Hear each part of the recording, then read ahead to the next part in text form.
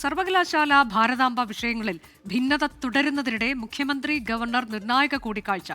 രാജ്ഭവനിലെത്തിയാണ് മുഖ്യമന്ത്രി പിണറായി വിജയൻ ഗവർണർ രാജേന്ദ്ര വിശ്വനാഥ് അർലേക്കറെ കണ്ടത്. അലക്സ് റാം മുഹമ്മദ് വിശദാംശങ്ങളുമായി. അലക്സ്, കൂടിക്കാഴ്ച അവസാനിച്ചോ? അനുജ, ഏതാണ്ട് 25 മിനിറ്റ് നീണ്ടുനിന്ന കൂടിക്കാഴ്ച ആ ചർച്ചയിൽ ഉടലെടുത്ത ഫോർമുല എന്താണ്? ഈ തർക്കം പരിഹരിക്കുന്നതിന് സർക്കാർ മുഖ്യമന്ത്രി മുന്നോട്ട് വെച്ച നിർദ്ദേശം എന്താണ്? ഗവർണർ അംഗീകരിച്ച ആ നിർദ്ദേശങ്ങൾ എന്തൊക്കെയാണ്? അതാണ് നമ്മൾ ഇനി കാത്തിരിക്കുന്നത്. ആ കൂടിക്കാഴ്ച പൂർത്തിയായിരിക്കുന്നു. ഏതാണ്ട് 3:30 മണിയോടുകൂടിയാണ് മുഖ്യമന്ത്രി രാജ്ഭവനിലേക്ക് എത്തിയത്. 25 മിനിറ്റോളം ആ ചർച്ച നീണ്ടുനിന്നു. അല്പസമയത്തിനകത്ത് മുഖ്യമന്ത്രിയുടെ വാഹനവ്യൂഹവും രാജ്ഭവൻ വിട്ട് പുറത്തേക്ക് വരും. ഇതിലേറ്റവും പ്രധാനപ്പെട്ട കാര്യം കേരള സർവകലാശാലയിൽ ഉടലെടുത്ത ഭരണ പ്രതിസന്ധി ഒരു വിഷയം, അത് പരിഹരിക്കേണ്ടതുണ്ട്.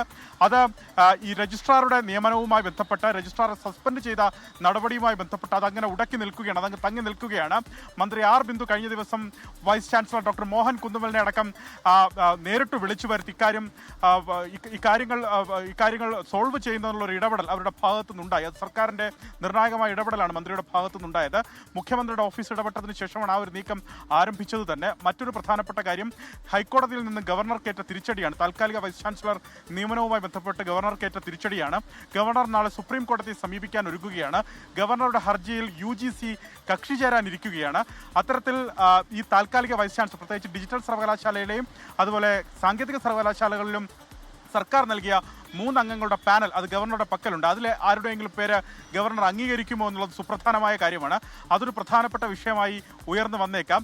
ഗവർണർ നാളെ സുപ്രീം കോടതിയെ സമീപിക്കുമ്പോൾ ഗവർണർ നിയമവശം ഉന്നയിച്ചാണ് സുപ്രീം കോടതിയിലേക്ക് സമീപിക്കുന്നത്. അതിൽ UGC കക്ഷിയാകുകയും ചെയ്യുന്നുണ്ട്. ഇതിലൊരു പ്രധാനപ്പെട്ട കാര്യം, കോടതി വിധി തന്നെ ഈ താൽക്കാലിക വൈസ് ചാൻസലർമാരെ നിയമിക്കുമ്പോൾ അതിൽ സർക്കാർ നൽകിയ പാനലിൽ നിന്ന് വേണം നിയമിക്കാനെന്ന് കോടതി വിധി പുറപ്പെടുവിച്ചിരുന്നു. അത് മാത്രമല്ല, 6 മാസത്തിനകം ഈ താൽക്കാലിക വൈസ് ചാൻസലർക്ക് പകരം ഒരു വൈസ് ചാൻസലർക്ക് അത് സ്ഥിരം ചുമതല നൽകണമെന്നും ഹൈക്കോടതി പറഞ്ഞിരുന്നു. അതിനെതിരെയാണ് ഇപ്പോൾ ചാൻസലർ കൂടിയായ ഗവർണർ സുപ്രീം കോടതിയെ സമീപിക്കാൻ ഒരുങ്ങുന്നത്.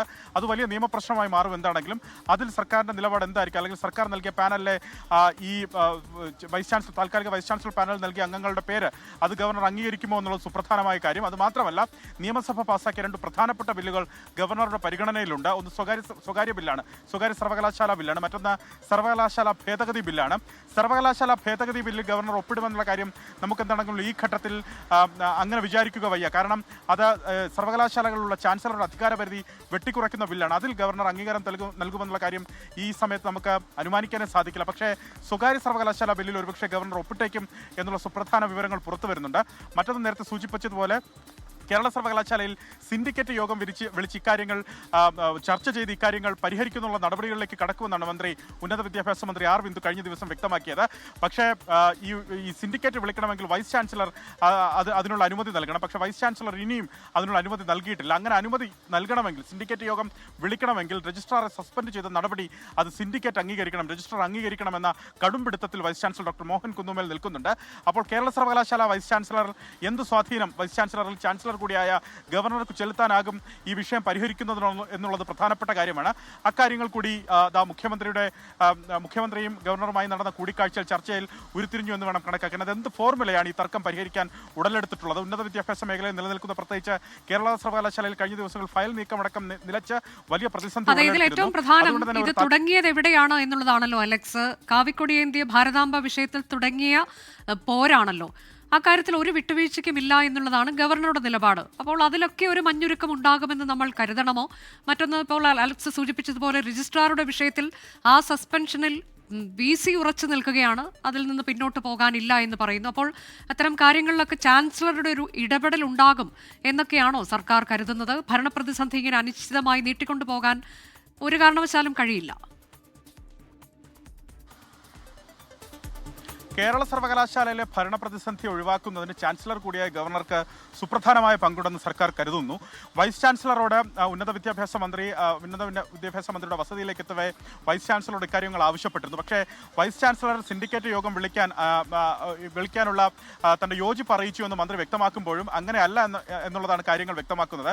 വൈസ് ചാൻസലർ അതായത് രജിസ്ട്രാറെ സസ്പെൻഡ് ചെയ്ത നടപടി അംഗീകരിച്ചില്ല എങ്കിൽ സിൻഡിക്കേറ്റ് വിളിക്കാൻ വൈസ് ചാൻസലർ എന്താണെങ്കിലും അനുവദിക്കില്ല. അതിനുള്ള ഒരു അനുമതി വൈസ് ചാൻസലർ നൽകില്ല എന്നുള്ളതാണ് പ്രധാനപ്പെട്ട കാര്യം. അപ്പോഴും പറയുന്നത് ഈ റെഗുലർ സിൻഡിക്കേറ്റുകൾ ചേരുന്നതിനുള്ള കാലതാമസം അത് ഏതാണ്ട് 60 ദിവസത്തിനുള്ളിൽ ആ റെഗുലർ സിൻഡിക്കേറ്റ് യോഗം ചേരേണ്ടതാണ്.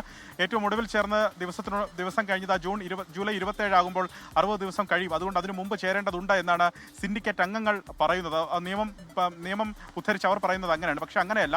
ജൂൺ 11 ചേർന്ന സ്പെഷ്യൽ സിൻഡിക്കേറ്റ് റെഗുലർ സിൻഡിക്കേറ്റ് ആയിരുന്നു എന്ന് വൈസ് ചാൻസലർ നിലപാടെടുക്കുന്നു. അങ്ങനെയെങ്കിൽ അതിനും നിയമസാധുതയില്ല എന്ന് വൈസ് ചാൻസലർ പറയുന്നു. ആ കടുംപിടുത്തത്തിൽ vice chancellor doctor Mohan Kunnummal നിൽക്കുകയാണ്. ഇതിൽ രജിസ്ട്രാറെ അംഗീകരിക്കണമോ അല്ലെങ്കിൽ രജിസ്ട്രാറെ മാറ്റി നിർത്തണമോ?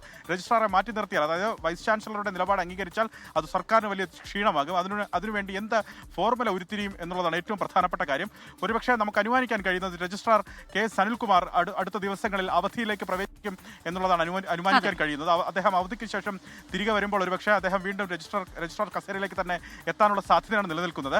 അതിൽ ചാൻസലർക്കുള്ള പങ്ക് നിർണായകമാണ്. ചാൻസലർ ഒരുപക്ഷെ അതിൽ ഇടപെടാനുള്ള സാധ്യത കൂടുതലാണ്. അതിന്റെ കൂടി ഭാഗമായാണ് മുഖ്യമന്ത്രിയുടെ പ്രധാനപ്പെട്ട ചർച്ചയും ഇന്നത്തെ ഈ കൂടിക്കാഴ്ചയുടെയും പ്രസക്തി. മറ്റൊന്ന്, നേരത്തെ അനുജ് സൂചിപ്പിച്ചതുപോലെ ഈ താൽക്കാലിക വൈസ് ചാൻസലർ നിയമനവുമായി ബന്ധപ്പെട്ട് സർക്കാർ കൈക്കൊണ്ടിട്ടുള്ള നിയമപ്രശ്നം അല്ലെങ്കിൽ ഗവർണർക്കേറ്റ തിരിച്ചടി, ഹൈക്കോടതിയിൽ നിന്ന് ഗവർണർക്കേറ്റ തിരിച്ചടിയുമായി ബന്ധപ്പെട്ട കാര്യമാണ്.